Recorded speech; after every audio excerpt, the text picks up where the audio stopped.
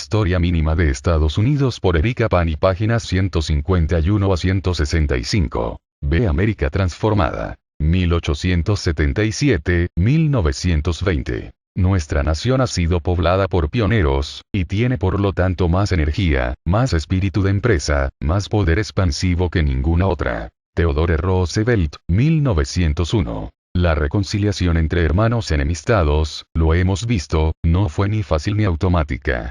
Sin embargo, la crónica de la posguerra, salvo el desgraciado paréntesis de la reconstrucción, se centra en la gran nación que se consolidó de mar brillante a mar brillante, como rezaba una canción popular de finales del siglo XX. Su economía crecía a un ritmo casi alucinante. La conquista de la frontera por audaces pioneros se describía, lo hemos visto, como una experiencia particularmente estadounidense. El oeste era el lugar en donde se forjaban la democracia y la identidad americana.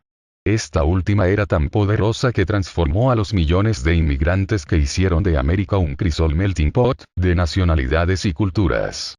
Al calor de las oportunidades y de una contagiosa ética del trabajo desaparecieron las diferencias de origen, raza y clase. Por otra parte, se trata de un periodo bisagra durante el cual la posición de Estados Unidos en el escenario internacional cambió profundamente.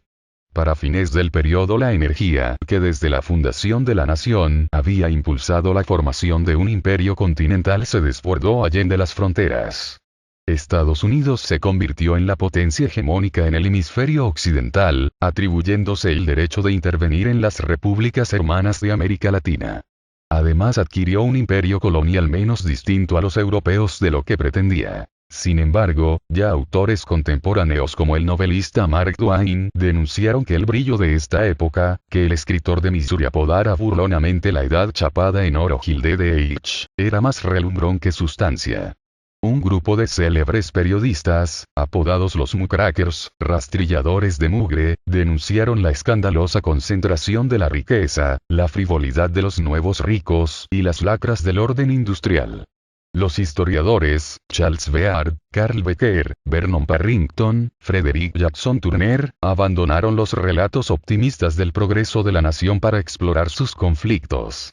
Estos estudiosos hicieron escuela. Durante mucho tiempo quienes se interesaron por este periodo reprodujeron las mismas imágenes, lamentando además la mediocridad de sus políticos, lo burgués de sus reformistas y lo poco radical, léase no socialista, de sus organizaciones sindicales. A partir de mediados del siglo XX los historiadores empezaron a interesarse en las complejidades de este periodo, menos dramático que el de la Guerra Civil, pero rico en transformaciones y contradicciones. Los historiadores de la economía hicieron análisis cuidadosos de las estadísticas históricas y revelaron las peculiaridades de un capitalismo americano precozmente corporativo, mientras que los estudiosos de lo social se interesaron en las respuestas, positivas y negativas, de quienes intentaban poner orden ante la vorágine de cambios que transformaban la sociedad.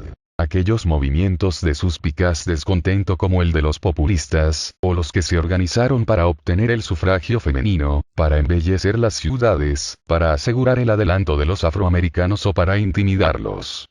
Quienes se ocupan de los movimientos obreros han explorado el radicalismo de los trabajadores en el taller, su capacidad organizativa y lo difícil que resultó traducir este dinamismo en el campo de la lucha política. Finalmente, muchos han explorado el papel crucial que ha desempeñado el racismo en la historia de Estados Unidos, y los mecanismos de inclusión y exclusión que construyó su sociedad. Estos trabajos nos ayudan a entender un periodo efervescente y ecléctico, durante el cual la transición a una economía industrial, la más grande y potente del mundo, acarreó transformaciones sociales y provocó las más diversas reacciones, de las que intentaremos hacer una breve reseña a continuación. El gigante industrial. Desde el siglo XX la economía estadounidense se caracterizó por su dinamismo. El crecimiento demográfico, el comercio y la expansión territorial intensificaron esta energía a lo largo de la primera mitad del siglo XX. Después de la Guerra Civil, al destrabarse la parálisis legislativa que había obstaculizado el movimiento hacia el oeste, se amplió la frontera agrícola. Se cultivaron más y mejores tierras, se mecanizó la producción y se revolucionaron el transporte y la comercialización de los productos de la tierra. La productividad del campo creció de manera exponencial. La producción de maíz, por ejemplo, se duplicó entre 1865 y 1876. Estados Unidos se convirtió en el primer productor agrícola del mundo. Sin embargo, la agricultura, que en 1839 representaba el 70% de la producción total del país, para principios del siglo XX se había reducido a poco más del 30%. Estas cifras resumen lo que fue quizá la transformación más trascendental y portentosa del período. A la par de los profundos cambios que se daban en el campo, Estados Unidos se convirtió en la potencia industrial más importante del mundo. Si en 1865 importaba una fracción importante de su capital y mano de obra, para vísperas de la Primera Guerra Mundial su producción manufacturera, casi 36% de la producción mundial, rebasaba la de Alemania y Gran Bretaña juntas, 15, 7% y 14%, respectivamente. Auge. Mercado, transporte y organización. El volumen de la producción industrial estadounidense se triplicó entre la rendición de Appomattox y el año 1900. A lo largo de la década de 1880 la productividad de la industria siderúrgica, emblemática del proceso de industrialización, aumentó en 800%. El valor anual de las manufacturas dentro de la economía nacional había pasado de $3,000 millones en 1869 a $13,000 millones para fines de siglo. Dos factores centrales promovieron y apuntalaron este impresionante desarrollo. Por un lado, Estados Unidos, a diferencia de otras potencias industriales, gozaba de un acceso formidable a muchas de las materias primas fundamentales para la industrialización. Hierro y carbón, petróleo, cobre, zinc. Por otra, se desarrolló un mercado interno de características peculiares. Se trataba de un espacio económico de extensión continental, enlazado por un eficiente sistema postal, líneas telegráficas y un impresionante tendido ferroviario. El ferrocarril transcontinental vinculó las dos costas en mayo de 1869, y la red ferroviaria pasó de casi 80,000 kilómetros en ese año a más de 408,000 para 1910. Esta densa red de comunicación hacía posible el intercambio de materias primas, información, mano de obra y todo tipo de productos de capital y de consumo. Este sistema de intercambios, articulado en torno a centros urbanos que concentraban y distribuían recursos y bienes, Nueva York, Pittsburgh, Chicago, Buffalo, San Luis, San Francisco, se sostenía por la confianza entre actores económicos muchas veces separados por grandes distancias y que normalmente no se conocían, pero que sabían que recibirían aquello por lo que habían pagado, que los cargamentos llegarían completos y a tiempo y que la satisfacción del cliente era un objetivo primordial de los involucrados. Sabían además que los papelitos impresos, títulos y acciones, que emitían las empresas para financiarse no solo tenían un valor intrínseco sino que generaban ganancias adicionales. Que el mercado accionario, sobrecapitalizado y volátil, a menudo defraudara a quienes participaban en él no atemperó el entusiasmo de los estadounidenses que gustaban de comprar y vender en la bolsa de valores. En 1904 Sears, Roebuck y compañía, empresa dedicada a las ventas por catálogo, construyó en Chicago el edificio más grande del país, de casi 465,000 metros cúbicos. En él trabajaban 22,000 personas para ofrecer a los estadounidenses todo tipo de productos, más de 100,000, anunciaba la compañía a principios del siglo XX, administrar los pagos que los clientes hacían a distancia y asegurarse de que estos recibieran en su casa lo adquirido. Así, miles de estadounidenses compraron, a través de las páginas de los catálogos ilustrados, relojes, con una garantía de 6 años, ropa, tapetes, papel tapiz, lámparas, vajillas, máquinas de coser, bicicletas, instrumentos musicales, sillas de montar, armas de fuego y hasta casas para armar in situ.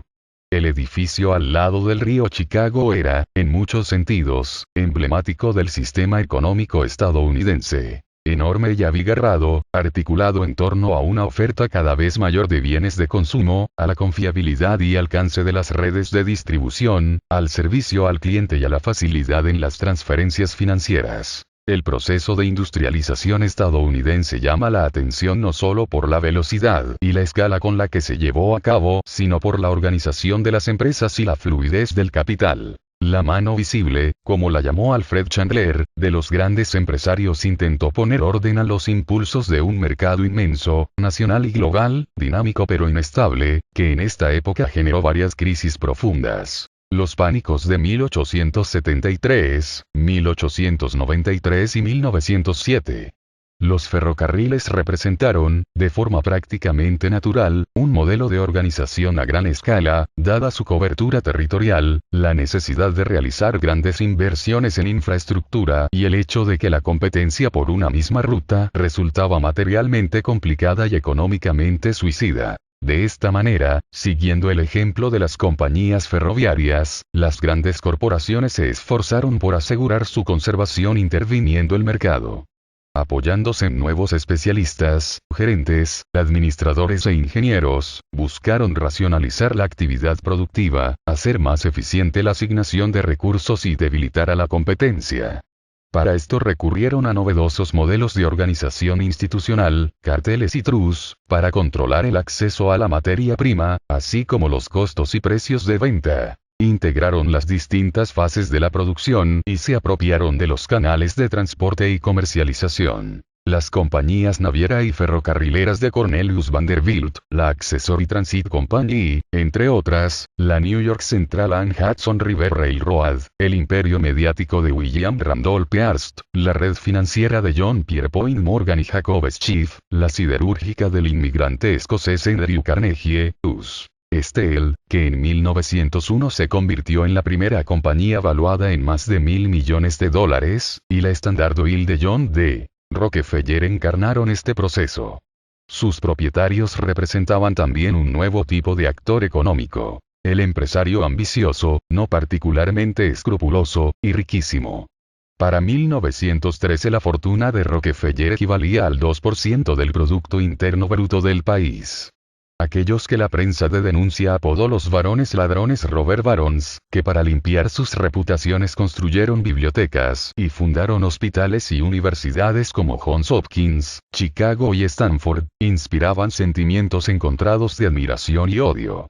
Eran criticados por manipular las reglas del juego y por aniquilar a la competencia. Se alegaba que los monopolios empobrecían a un consumidor ahora indefenso y cerraban las puertas de la oportunidad a los emprendedores. Las novelas de Horatio Alger, a cuyos héroes bastaba con trabajar duro y ser ocurrentes para salir de pobres, se volvían cada vez más populares y más inverosímiles. La guerra civil parece haber sido determinante para la formación de las corporaciones que impulsaron la industrialización en Estados Unidos. Para ser proveedor de los ejércitos de la Unión, había que producir bienes estandarizados en masa y entregarlos en un tiempo corto y fijo, a veces en distintos puntos del país.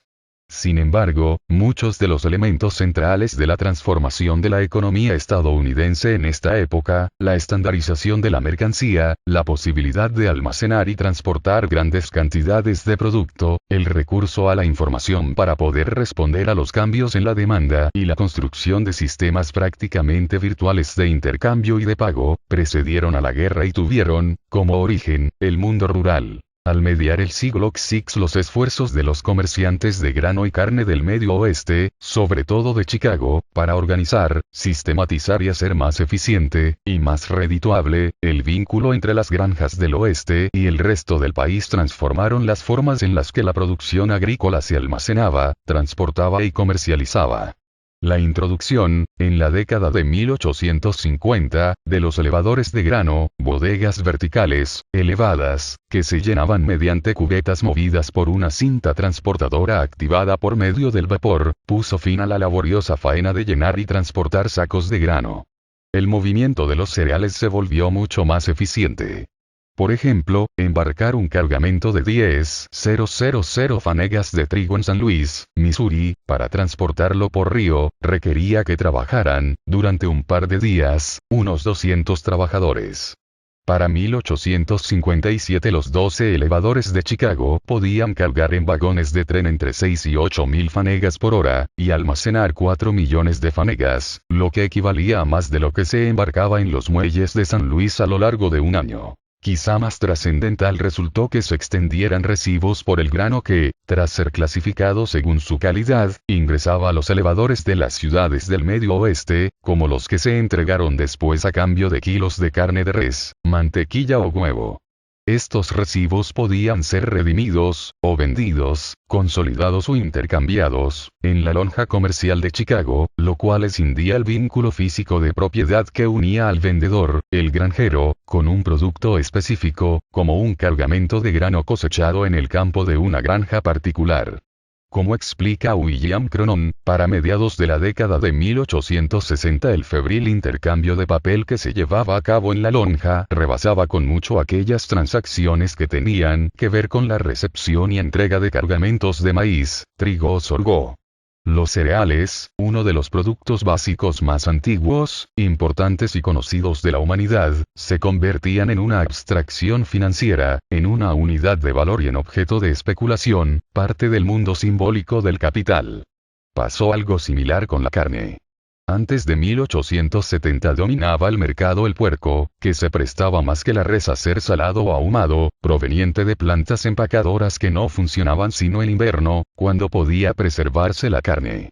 El ganado vacuno tenía que transportarse, vivo, a las ciudades de la costa este, lo cual era complicado y costoso. A partir de la década de 1880 se hizo posible transportar a los animales, destazados en cortes estándar, en vagones refrigerados. El precio accesible de la carne preparada, estilo Chicago, permitió que llegara a casi todas las mesas estadounidenses. La res, el puerco y el pollo se transformaron entonces de mercancía perecedera en alimento cotidiano, además de unidad de medida y objeto de venta de futuros. El rastro de Chicago se convirtió en el espacio emblemático de la segunda ciudad americana. Cubría 100 acres y era capaz de acoger al mismo tiempo 21,000 cabezas de res, 75,000 puercos, 22,000 ovejas y 200 caballos. Para alojar, alimentar y entretener a los vaqueros y comerciantes que lo visitaban tenía hotel, restaurante, cantina y peluquería. A la sombra del rastro crecieron todo tipo de industrias relacionadas, que aprovechaban cada parte del animal, desde las salchichas alemanas de Oscar Mayer hasta fábricas de margarina, cepillos y pegamento. Frente a la gran diversidad de actividades que se desarrollaron en torno a la industria de la carne, se impuso la centralización de las tareas administrativas. 4 compañías controlaban el 90% de la producción, procesaban más de 1 millón de puercos al año y parte importante de la res que se consumía en todo el país. La más básica de las actividades humanas, alimentarse, se había convertido en un negocio gigantesco, complejo, sofisticado y tecnificado. Una nación tan grande como su pueblo. Población y urbanización. El impresionante crecimiento de la economía estadounidense dependió del acceso a mano de obra abundante y barata, lo cual materialmente no representó un problema para una sociedad expansiva y atrayente. El ritmo del crecimiento demográfico de Estados Unidos siguió siendo impresionante. Entre el fin de la guerra y principios de siglo la población creció alrededor de 25% por década, y en 1900 alcanzó casi 76 millones de personas. A este desarrollo se sumó la llegada de numerosos inmigrantes, que no provenían ya de las regiones que históricamente habían nutrido la población de Estados Unidos, Alemania en primer lugar, Gran Bretaña, los países escandinavos, sino del este y del sur de Europa. Entre 1890 y 1915 llegaron 18 millones de inmigrantes, provenientes, en un 80%, de Austria-Hungría, Polonia, Rusia, incluyendo a un número importante de judíos, que escapaban de la violencia antisemita, Italia y España, además de griegos, armenios, sirios y turcos. Si la diversidad étnica, lingüística y religiosa de los inmigrantes desconcertaba a los americanos de vieja cepa, que rara vez lo eran tanto, su pobreza, su tendencia a concentrarse en las grandes ciudades y a dedicarse a la producción industrial, y que en algunos casos promovieran versiones exóticas del activismo laboral, como el socialismo y el anarquismo, los hizo parecer no solo demasiado distintos sino particularmente peligrosos. Aunque a lo largo del periodo la proporción de nacidos en el extranjero se mantuvo más o menos constante dentro de la población total, alrededor de 14%, en ciudades como Nueva York, Chicago, Detroit, Cleveland y Milwaukee más del 80% de los habitantes eran inmigrantes o hijos de inmigrantes para 1880. Estos conservaban su idioma, comida, fiestas y costumbres, y construían pequeñas Italias, Polonias y Rusias en los barrios urbanos, que hoy son el deleite de los turistas, pero que constituían entonces islas de diferencia e impermeabilidad, que preocupaban a los antiguos residentes. Abrumados, muchos estadounidenses, desde los educados patricios de Nueva Inglaterra hasta los líderes de los grandes sindicatos nacionales, creyeron que esta exótica población ponía en riesgo la identidad, la cultura y el modo de vida americanos. Presionaron a los legisladores para que cerraran las puertas a esas masas cansadas, pobres y amontonadas a las que la Estatua de la Libertad daba la bienvenida desde 1886. A partir de 1875 el Congreso Federal reclamó para sí la autoridad de normar la inmigración, y promulgó una serie de leyes que pretendían, si no restringir la inmigración, por lo menos seleccionar a quienes querían integrarse a la nación. Como muchas de las disposiciones de la época, las leyes de inmigración del último cuarto de siglo reflejan los prejuicios e intereses de los nativistas, pero sobre todo la influencia desigual que ejercían los distintos actores interesados en abrir o cerrar la puerta de entrada a quienes venían de fuera. Desde la década de 1880, bajo la presión de los sindicatos y de los diputados de la costa oeste, se prohibió la entrada a los trabajadores chinos y a quienes ingresaban a Estados Unidos como trabajadores bajo contrato. A principios del siglo XX se sumaron a estos elementos indeseables, porque reducían el nivel de los salarios, quienes sufrían de enfermedades crónicas o contagiosas, los polígamos y los anarquistas. Sin embargo, los esfuerzos por dejar fuera a futuros americanos por pobres, ignorantes o demasiado distintos se toparon con la resistencia de las comunidades de inmigrantes, que rápidamente habían aprendido a jugar el juego político electoral y defendían el derecho de sus paisanos y familiares a desembarcar en la tierra prometida, así como la de los grandes intereses económicos, ávidos de mano de obra barata para el trabajo industrial y agrícola. Más allá de su caracterización como extranjeros, el crecimiento del número de trabajadores asalariados, que pasó de 13 millones a 19, resultó perturbador para la América rural, de por sí sacudida por cambios profundos y no siempre positivos. Muchos dudaban de la autonomía política de quien dependía de un salario. En Estados Unidos la transición de una sociedad rural a una mayoritariamente urbana se dio relativamente tarde. La población activa de las ciudades no rebasó a la del campo sino hasta 1920, mientras que en Gran Bretaña esta transición se había dado a mediados del siglo XX. No obstante, cada vez más estadounidenses vivían en ciudades y trabajaban en fábricas y minas sin esperanza de conquistar la autonomía a través de la propiedad.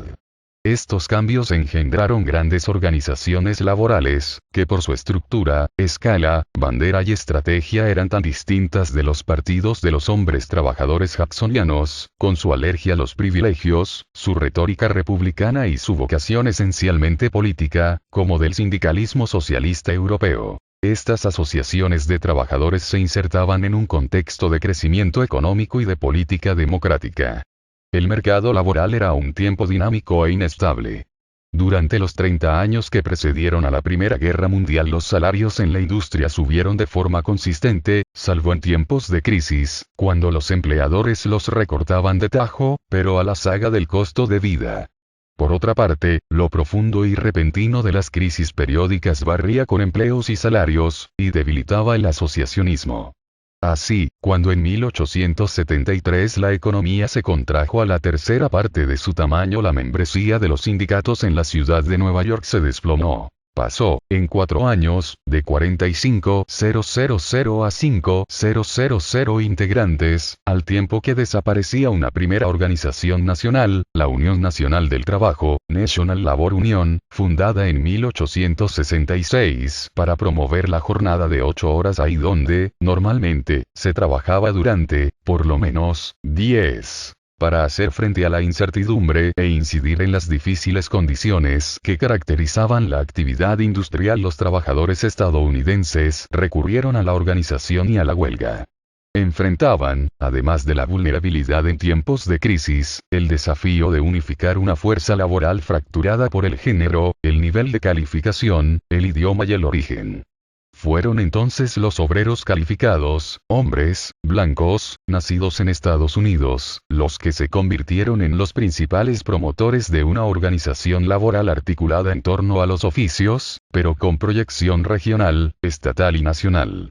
Con la consolidación de grandes federaciones obreras como los Caballeros del Trabajo, Knights of Labor, fundada como una orden noble y santa en 1870, y la Federación Estadounidense del Trabajo, American Federation of Labor, AFL, 1886, este sindicalismo se convirtió en la voz de los trabajadores sobre el escenario nacional, y en objeto del cortejo de los partidos políticos. Estas organizaciones interpelaban a sus empleadores, al gobierno y a la opinión pública con un discurso democrático, individualista y disciplinado, que insistía en las bondades del sistema americano, en las posibilidades de negociación y colaboración con los patrones, en la hombría y decencia del trabajador y en la defensa de su libertad, amenazada por los radicalismos a la europea. Este supuesto conservadurismo y el carácter excluyente de estas asociaciones serían duramente criticados por grupos más radicales, como los llamados Wobblies, los trabajadores industriales del mundo, Industrial Workers of the World, y 1905, que buscaban reclutar a los obreros no calificados, a las mujeres y a los inmigrantes. Sin embargo, la intransigencia de los empleadores, la sensación de indefensión e impotencia de los obreros ante las crisis y el dinamismo de las redes que los vinculaban llevaron al sindicalismo orgullosamente americano del último cuarto de siglo a escenificar las huelgas más extensas y tenaces de la historia de Estados Unidos. La Gran Huelga Ferroviaria de 1877, la huelga de US Steel en Homestead, Pensilvania, en 1892, y la de la Compañía de Vagones de Tren Pullman en 1894, durante la cual los 4.000 empleados de la compañía convocaron a un boicot de trenes que involucró a 250.000 trabajadores ferroviarios en 27 estados. Estos movimientos fueron, las más de las veces, violentamente reprimidos. Los patrones contrataban servicios de seguridad, y notablemente a la agencia de detectives Pinkerton, para infiltrar los sindicatos, excluir a los activistas e intimidar a los obreros. También involucraron a la fuerza pública. A lo largo de este periodo los gobernadores llamaron a las milicias estatales más de 500 veces para poner fin a disturbios laborales. Fue la intervención del ejército la que, finalmente desarticuló el movimiento a favor de los trabajadores de Pullman. Tanto como el aparato coercitivo del Estado, el Poder Judicial respaldó a los capitanes de la industria, desmantelando las iniciativas estatales que pretendían regular las condiciones laborales, y castigando severamente a los incitadores de la rebelión obrera. El líder de la Unión Estadounidense de Ferrocarriles, American Railway Union, ARU, y futuro socialista Eugene V. Debs, pasó 6 meses en la cárcel tras la huelga de 1894. Según los jueces de la época, salvo circunstancias especiales, labores especialmente peligrosas, como el trabajo en las minas, o el trabajo femenino, las leyes que pretendían normar las condiciones de contratación y de trabajo eran, como afirmó la Suprema Corte en el caso de Lochner v. Nueva York, 1905, una interferencia inadmisible, innecesaria y arbitraria en el derecho del individuo a su libertad individual. Con la entrada de Estados Unidos a la Primera Guerra Mundial en 1917 el margen de maniobra de los trabajadores se estrechó aún más. Toda protesta fue condenada como antipatriótica y sospechosamente parecida a los reclamos que en el viejo mundo esgrimían unos revolucionarios apátridas. Aunque para 1920 las familias obreras disfrutaban de mayor holgura, lo que se debía más al abaratamiento de los bienes de consumo que a un aumento sustancial en el salario real, difícilmente puede afirmarse que el saldo de este periodo de transición haya sido positivo. Otro factor demográfico determinante para el proceso de industrialización fue el crecimiento de las ciudades. Las colonias británicas, lo hemos visto, no tuvieron una gran tradición urbana. Sin embargo, la industrialización echaría a andar un proceso acelerado de urbanización. Al terminar la guerra civil solo Nueva York y Filadelfia tenían más de 500.000 de habitantes, mientras que en Londres vivían ya más de 3 millones, y en París casi 2. 15 años después Nueva York rebasaba el 1.000.000 de pobladores. Al cambio de siglo tenía casi 3,5 millones, mientras que Chicago y Filadelfia rebasaban el 1.000.000. Se trataba, claramente, de nuevos patrones de concentración demográfica que poco tenían que ver con el legado histórico y más bien parecían responder a la transformación e interconexiones de la economía global. Así, las otrora espléndidas ciudades coloniales de la América española habían perdido su ímpetu. Para 1910, en México, la capital llegaba a poco más de 417,000 habitantes, Lima apenas rebasaba los 100,000 en 1900 y solo Buenos Aires, que no había sido particularmente espléndida durante la época virreinal, tenía más de 1 millón de habitantes en 1909. En la República del Norte, en cambio, no solo se consolidaron grandes metrópolis, sino que crecieron también pequeños núcleos urbanos, que se articulaban alrededor de fábricas y minas o de las encrucijadas de caminos, vías fluviales y férreas que vinculaban el centro del país con las dos costas.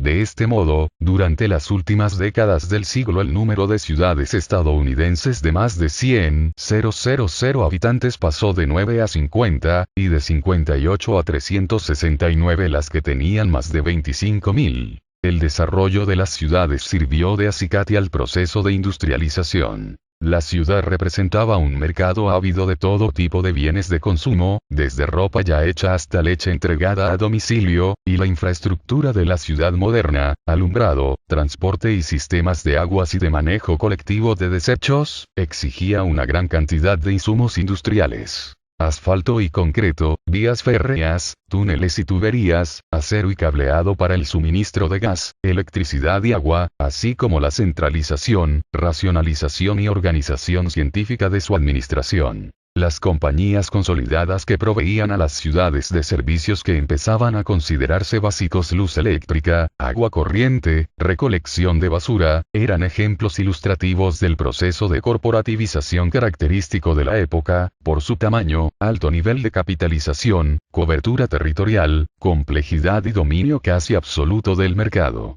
Por otra parte, los servicios urbanos transformaron el paisaje citadino, divorciándolo del medio rural y de los ritmos naturales en los que había estado inserto hasta entonces.